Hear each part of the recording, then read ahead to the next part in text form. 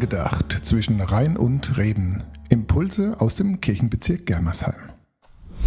Krieg, Bomben, Terror, Gewalt, Ölembargo.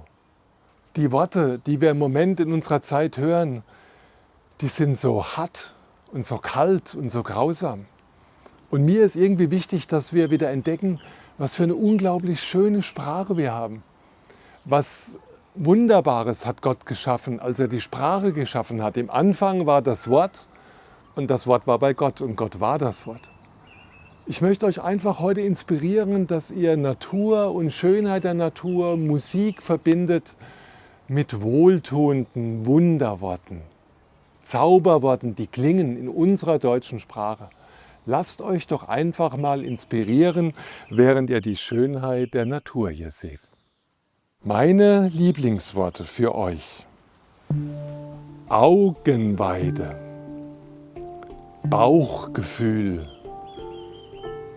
Blütenzauber, Firlefanz, Gänseblümchen, Glückskind, Herz allerliebst, Kuddelmuddel, kuschelig, Lebenslust, Mondscheingang, Morgentau,